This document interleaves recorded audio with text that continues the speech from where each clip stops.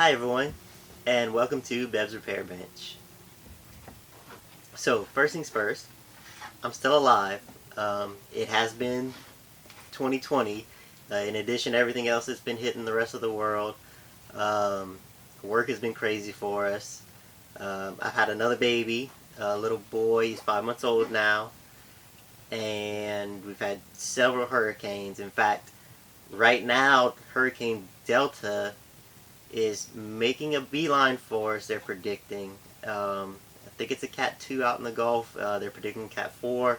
So it really hasn't stopped. But I really want to make another video, and I decided that I wanted to do it on this Tenlog Hands 2 printer. We're going to do an assembly, a few test prints, kind of an overview of everything, and hopefully have some fun with this machine.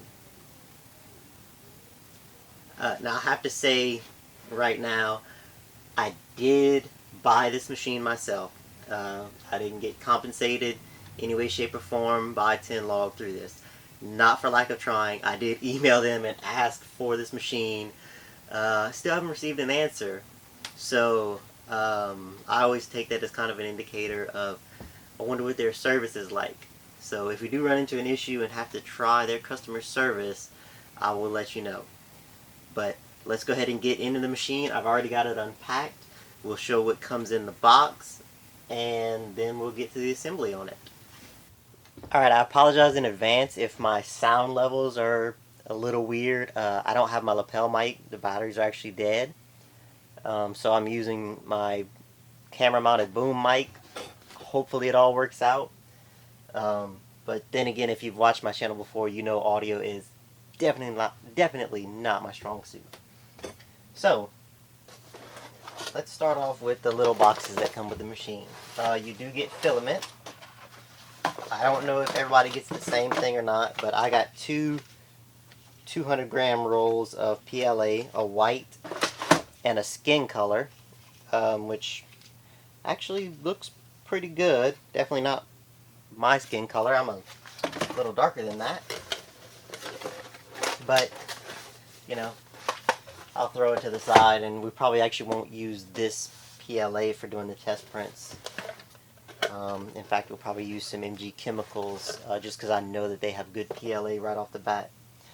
You get some masking tape. I'm guessing this is high temperature masking tape for printing. We're probably not going to use that. I had mixed results with masking tape. You get your cables. These are actually, they look kind of, they're VGA cables. In fact, they have a monitor on them. A picture of a monitor. You probably can't make that out. These are actually for the extruders, which is really interesting. I can't wait to give that a shot.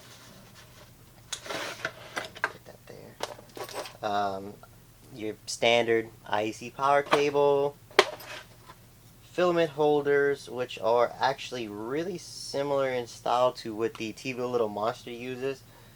Basically a pipe threaded on both ends with little plastic nuts, which work good. Oh, a scraper. I've been needing another scraper. So that's nice. USB cable. I don't know at the moment what control board this uses. I know that it does run custom Marlin.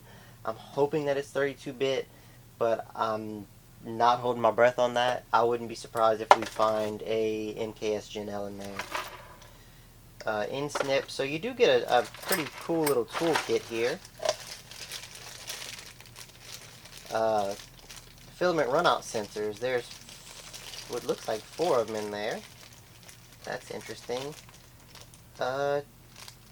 Tip cleaners, extra tubes, extra tips. So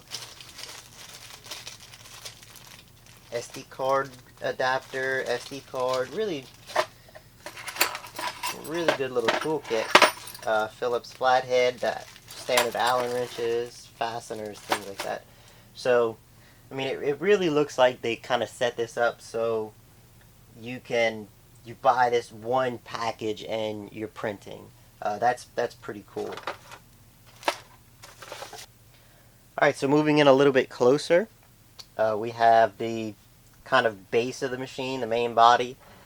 I'm so far really impressed with the build quality of it. I did have one thing which I actually kind of remedied by adjusting the feet on the bottom, loosening them up a little bit, in that the base rocked a little. I don't think that's my table. My table is pretty flat, so it should sit fairly level. But there's 6 feet on here, and only the four corners now are hitting, which is perfectly fine with me. I'm not upset about the two in the middle floating. But it was rocking at first and needed a little bit of adjustment. I think this is fairly common with these sheet metal bases because the MP Mini had the same problem.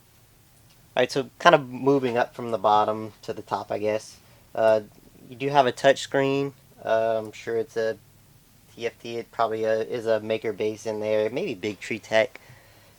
We will, at a later date, I'm not going to do it right now because it's a brand new printer and ripping a brand new printer apart is not something I want to do. We'll check and we'll see exactly what the screen is, exactly what the control board is. I do know that it uses A4988s for drivers, which I'm not upset about. I know this is probably going to be a louder machine, but I don't care. I'm in a totally different room when this thing is printing. So right off the bat, I did actually tension the Y-axis belt a little bit more. I didn't like how it came from the factory. The way that you tension it is there's the 4 screws that hold the stepper motor right here.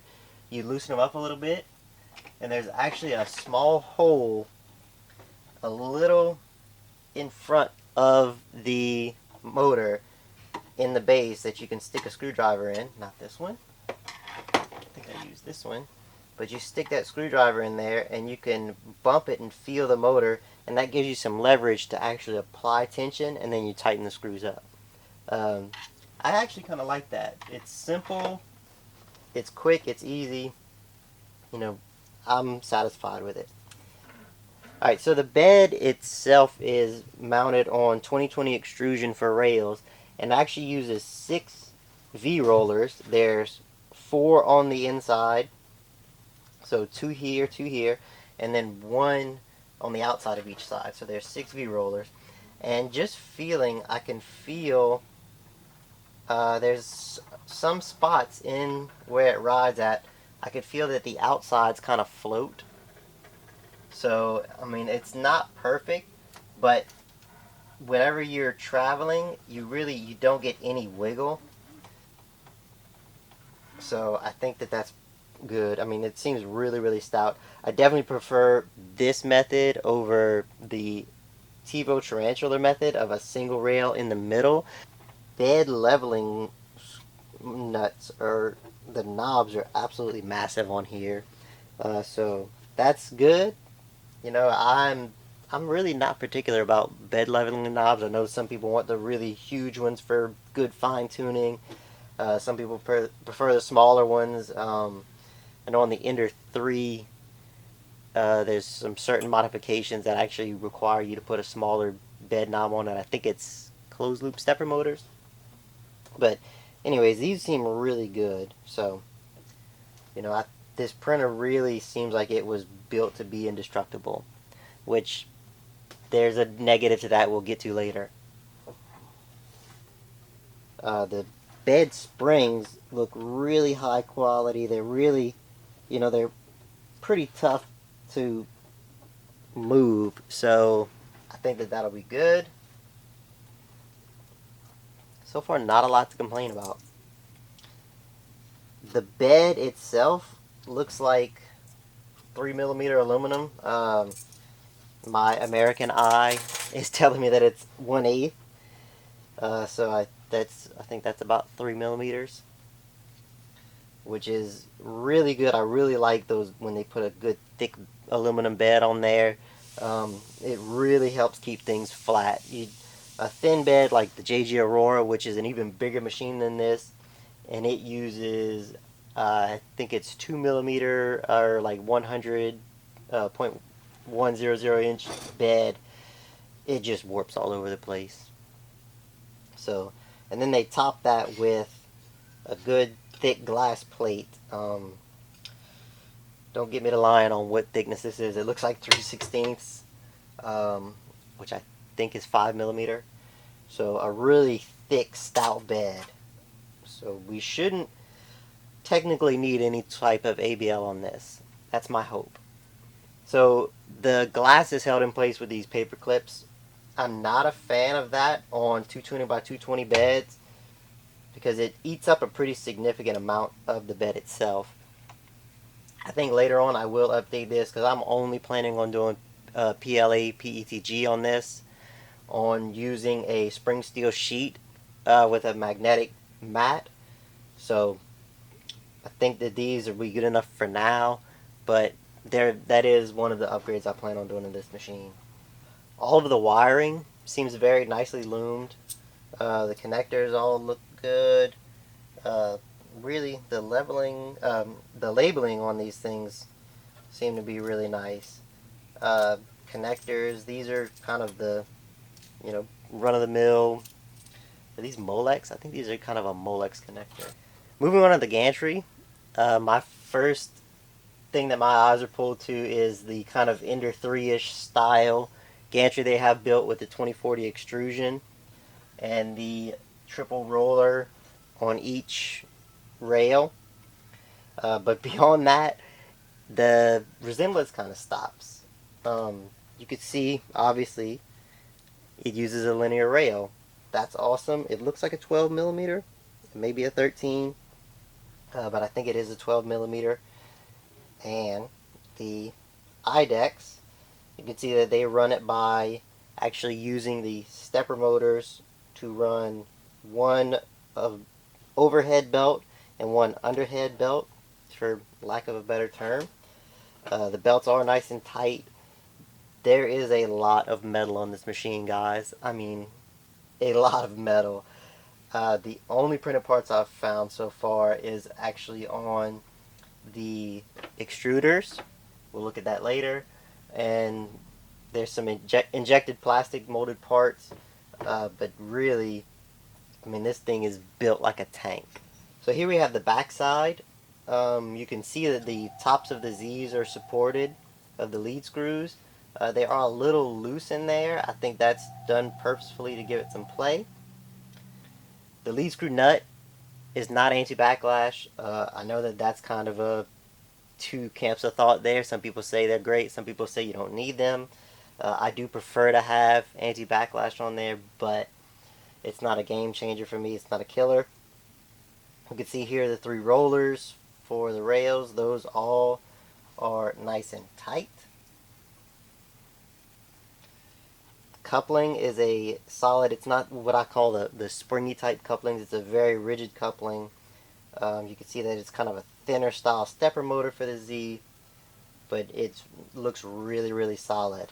Alright, so I'm going to kind of hold this up a little bit, but they actually use optical end stops for the Z end stops on each rail, or for each stepper motor. So that means that hopefully built into the firmware is going to be automatic compensation through the end stops to keep your X-axis perfectly level. That is awesome. And also it does look like the end stops are adjustable on these rails. So that is something that is really, I don't understand why more manufacturers don't make Z end stops adjustable. They have so many options for beds nowadays that can be thicker or thinner, that it really sucks to have a fixed Z point, especially whenever the limit switch actually physically stops where the axis can go. So, that's just my 2 cents for that. Alright, so let's talk about the extruders now. This is the part of the printer that, while I really like that they try to make things very robust, it also made it very heavy. I mean, if you look here, this is what matches up to that pocket inside of that other plate on the actual carriage. And while it's great, it makes for foolproof alignment, you know, it'll really lock together and won't move. You know, that's almost a half-inch thick piece of plate that they use here. That's massively overbuilt to me. They used a really heavy extruder motor, which nowadays this does actually use, I believe, a 1-to-1 extruder, or what some people might call an actual direct drive instead of being a gear drive. So it requires a lot more force to drive it. Nowadays, I just think that a geared extruder, you know, a Bondtech style, BMG style, would have been better and would have allowed for a smaller, lighter stepper motor. So this thing does weigh in at about 830 kilograms, and it is just a massive chunk of metal.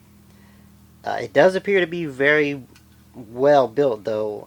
The cooling fan and duct, which is the only 3D printed part here, it looks like it may blow a little flat, but I think that it'll actually give really good air.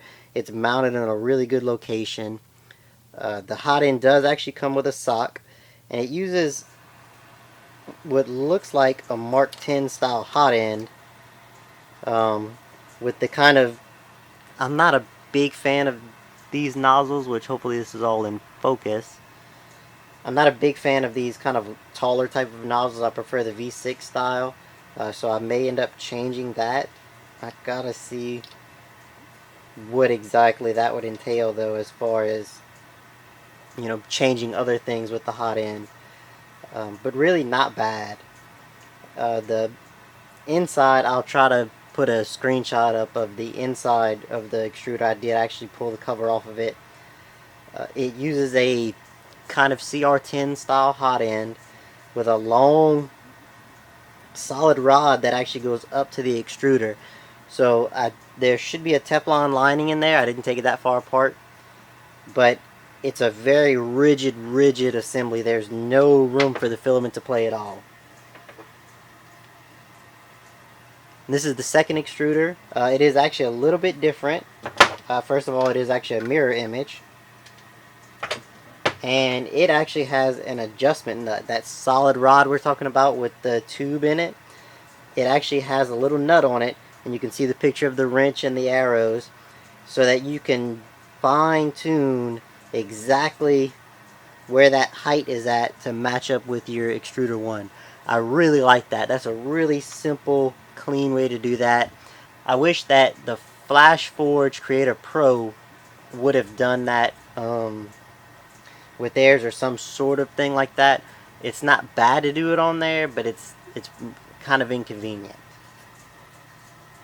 And then here is that VGA connector. It actually uses a breakout board, and everything connects from the stepper motors to your hot end fan to your parts cooler fan. I actually have an impeller blade that's been on here. There's no cover on the part cooling fan. The other one looks good.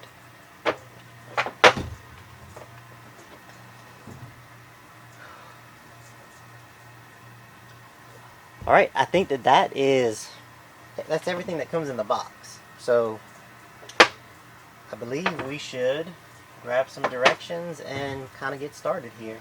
Alright, the included directions is a little trifold pamphlet. It's very small, and it doesn't give you a whole lot of actual instructions. It just kind of tells you, you know, screws in here and plugs in there. Just really simple. So kind of good, but we'll see how it works out in the assembly. I think I'm going to kind of back the camera up for the assembly and probably do a little fast forward type thing, because I don't think I'm going to run into an issue. If I do, I'll do a quick little, whatever they call that in the editing world, a close-up snapshot thing. Like a flashback? Would it be called a flashback? Maybe not.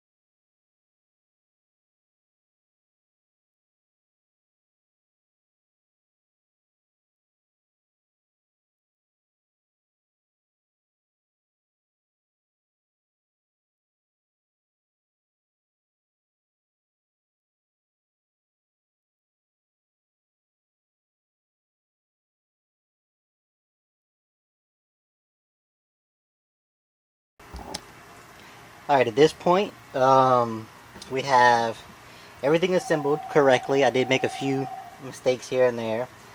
And so far, the bed is leveled also. It uses a simple 4-point leveling system. And so far, my only thing that I would call a complaint is that the filament runout sensors seem to just kind of ride on the filament.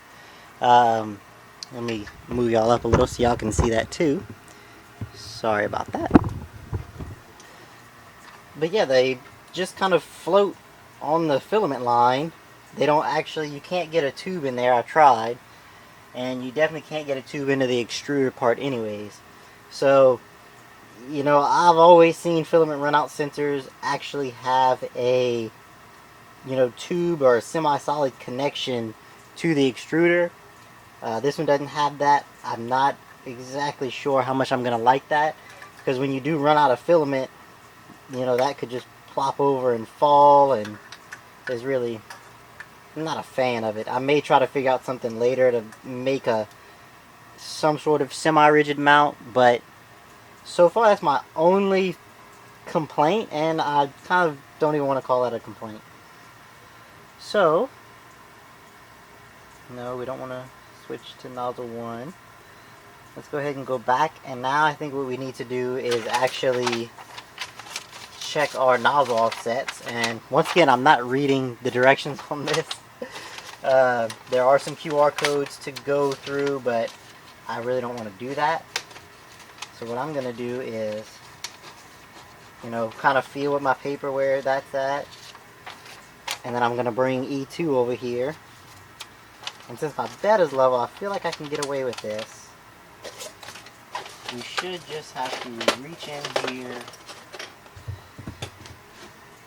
and first of all take our Allen wrench, and there's a set screw we need to break loose. That thing is very tight. Okay, and then we should reach in here and there's a nut that we can grab. We may want to try to get some of our wires nudged over. And I'm guessing it's going to be this larger wrench. Maybe it's this smaller one? I don't think so. No, it's definitely this bigger wrench. But we'll reach in there and we want it to move up. So, oh, there we go. So we'll move it this way. Very nice. And it's it doesn't take much to get it to move either. Yeah, there we go. I think we need a little tighter than that. Alright, let's feel it against this. Yeah, we need to be tighter.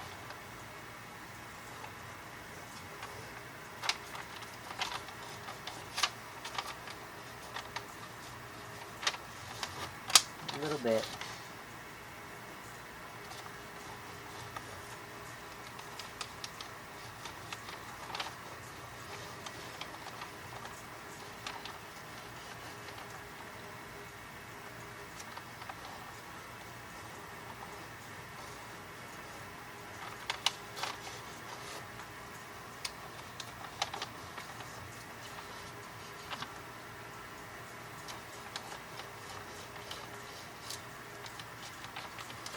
That's it right there. Okay, so now we'll tighten up our set screw so that won't move. And we'll just keep checking it as we're tightening up to see if it drifts any. Felt like it does a little bit. There we go. Okay. So those nozzles should be ready to go. At least according to the firmware. Let me go ahead, at least according, they should be ready to go mechanically. Let me go ahead and, oh man, I hate to do this, but I'm going to read the instructions and set these QR codes up and see how to offset nozzle. Oh, it's a blog. That's cute. Good lord, 41 seconds. Okay, so print SD. Okay, hang on. So apparently there's a decode set up in the SD. Okay. 20 by 20 by 20. Okay.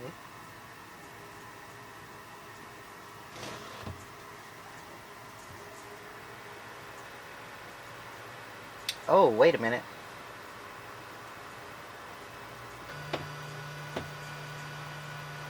We need to load some filament first.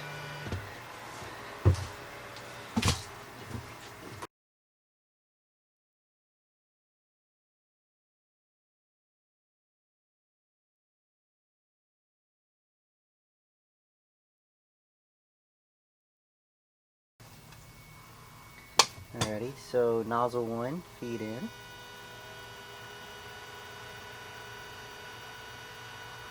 Very,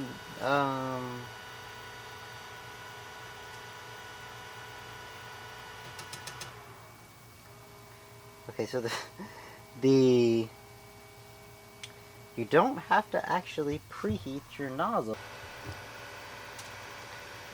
Alright, so far it's really easy to load filament on this thing. Okay. Alright, let's go ahead and resume.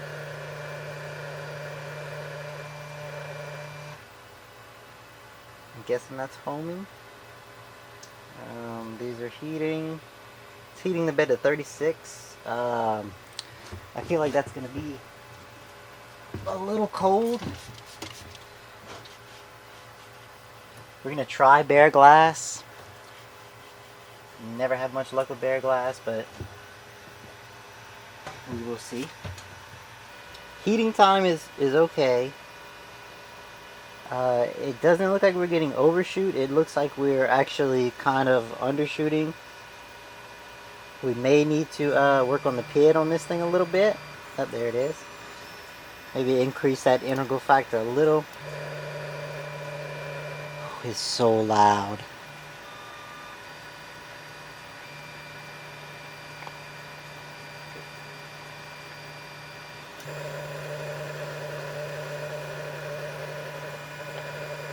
Okay, let's see what happens here.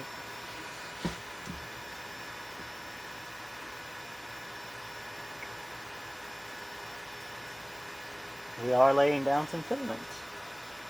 It looks white. So whatever was left over, I guess they test print in the factory. So that's actually pretty cool.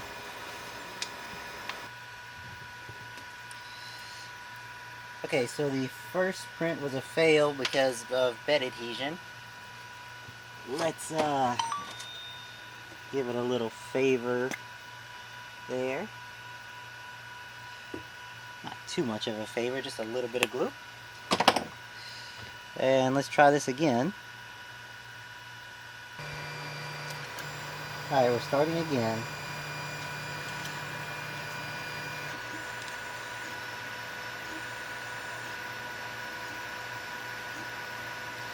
It seems to be set pretty slow, which I kind of expect, because you obviously can't throw this massive extruder around, which I don't really have a problem with it printing slow. If I really need speed, I'll use MacGyver. It can print pretty quickly, so that'll solve that issue. If I need quick dual extrusion, then I'm pretty much, apparently there's no such thing.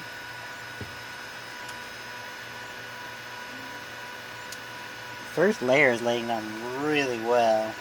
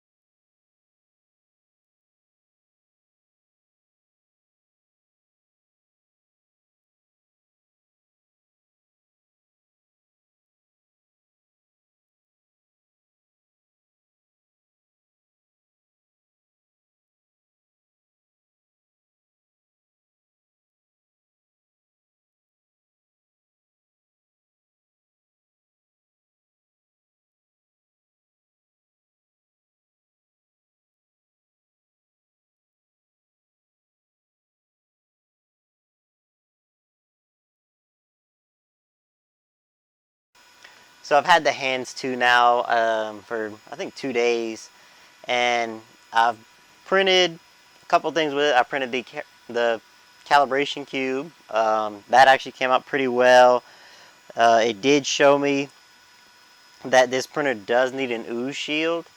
It seems like whenever it reprimes during a tool change, it does a little too much, but I checked on the Cura profile and it's not giving any extra filament, so I'm not exactly sure what's going on with that. But it's not that big of a deal for me to put an ooze shield on there. It's pretty much a good idea anyways. So with that in mind, I printed this. This is a dual color welding shield. If you follow me on Instagram, you've probably seen these before. I print them. This is pretty much my go-to benchmark rather than doing like benchies or anything like that. It came out extremely well. The only fault that I see is I still have a little bit, even with the ooze shield, I have a little bit of color spotting here, which I think that I'll actually fix on this model by turning it and printing it this way to where any spotting is on the back. So not a big deal with that. I'm really impressed. This is with no tweaks to the slicer settings other than adding the ooze shield. This is the bone stock of this machine. You can also maybe see that this is actually a 3-color. The reason for that being I got to test the filament runout detection. Not on purpose, but nevertheless it was tested. And that actually kind of pointed out the first thing about this machine that I'm not a big fan of. I know I've been raving about it so far, but I have found a couple of issues. No major game changers, but for the filament runout, first of all, the way that the sensors are just kind of loosely floating on the filament, I don't really like that. You know, it works, absolutely it works, but it's just not something that I'm a huge fan of. But when the filament itself does run out, it parks your nozzles. That's great and all, but if you can't get to it right away, like I couldn't get to it for a few hours, it turned off my heaters, which is a good safety feature, don't get me wrong. Absolutely love that. But the problem is that in the menu for reloading the filament, there's no option to preheat. So it seems like they also may have tried to compensate for that by doing away with preventing cold extrusion. So this machine can be absolutely room temperature and you can still jog the extruders in and out. But with the filament having cooled off in the nozzle, it couldn't actually pull it out. I kind of got around that by actually clipping the filament as close to the extruder as possible, then running the new filament through the filament runout sensor and letting the print resume and having to sit there for 2 minutes and just feed the new filament in until it was actually grabbed by the extruder. So I think that could use a few tweaks. I think that would actually be a really simple fix in the TFT firmware. That being said, I don't know how to do it. But somebody that's an expert with it could probably fix that very easily. Another issue that I've had with this machine, and it's not even with the machine itself, is actually with the slicer, is that the manufacturer provides a preset for the machine, and it's an excellent preset, but the problem is you have to download Cura. If you have Cura, you have to uninstall it, and you have to download Cura 4.4 from a Google Drive link that they provide. That to me is just a little... 4.4 is outdated. I mean, they have 4.7 now at this time as the latest version, which it seems to have its own little issues. So I would really have liked to have seen a 4.6 version of this machine.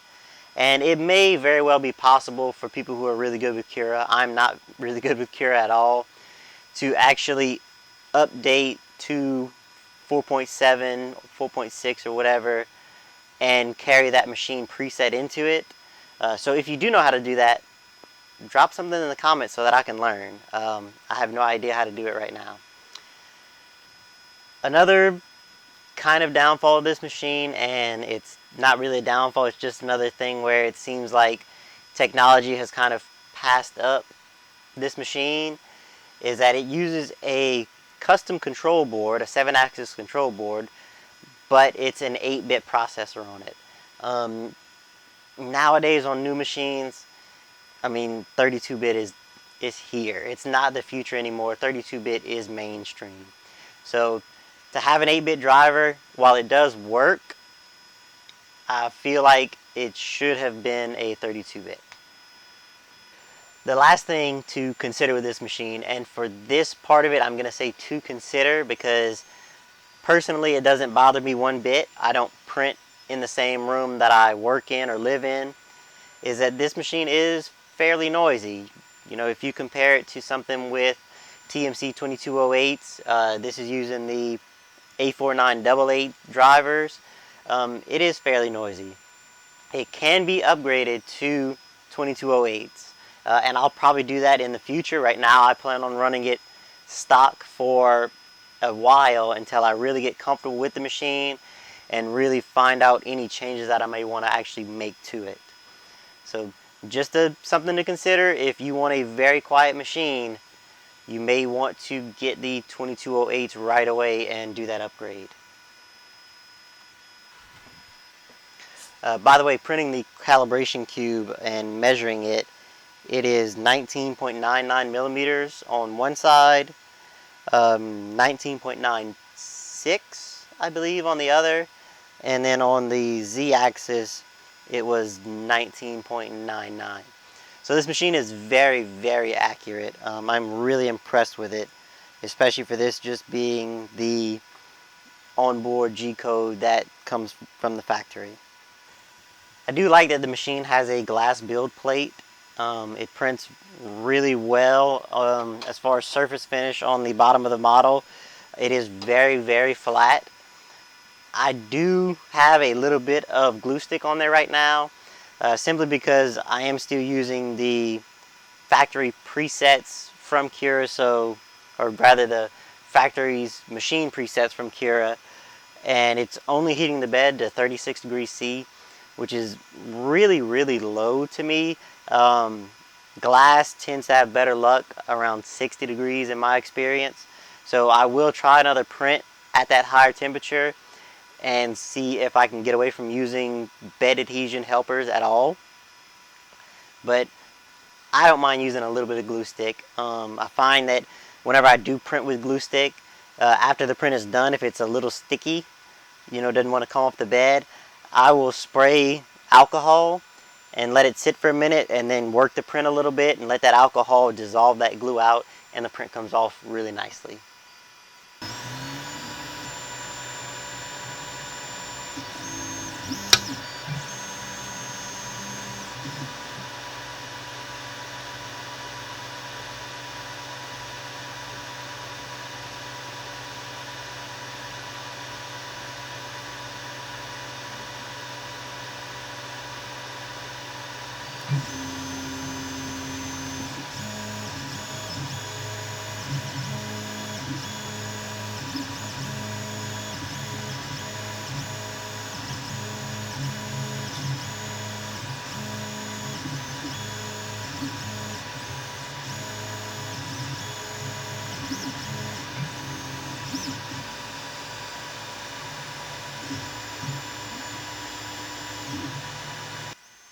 So I think we should close this video out by just giving my overall opinion on this machine.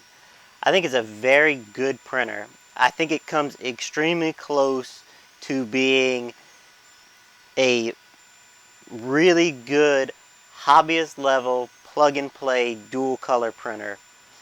It really takes very, very little time to set up.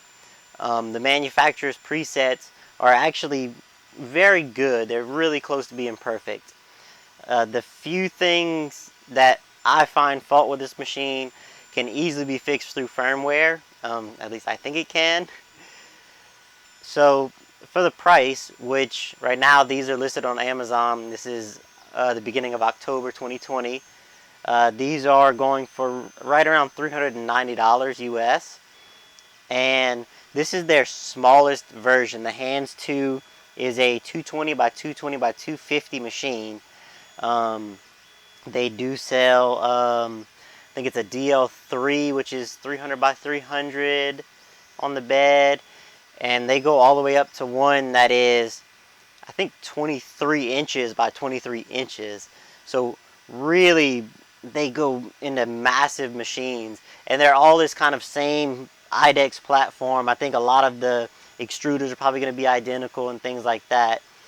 But for 390 bucks, and I know you can get it Ender 3 for around 175, I think, nowadays, and it's a really good printer, and you can actually upgrade to an IDEX on an Ender 3. There's a 3D printed kit that you can get. You can print things yourself and all. But honestly, if you want just an out of the box, I'm going to buy this machine, I'm going to put it together, and I'm going to be printing IDEX dual color things, or dual material, or duplication mode, or mirror mode, which I still have to test. I will test those and do an update, probably just on Instagram. But this machine is extremely good. I honestly haven't had any true issues that have stopped me from printing. I haven't had an actual failed print yet. So it's early, I know. As I print with this machine, I'm sure that I'll find more things, that may be wrong. I may find more things that are really great with it that I really like. But overall, this machine to me is worth it. And I can say that because I paid for it. Tenlog, send me free stuff, please. Alright guys, that'll be it for this video. Thanks for watching. Don't forget to like, subscribe, share, follow me on Instagram, and stay tuned for the next video. I'll see y'all later.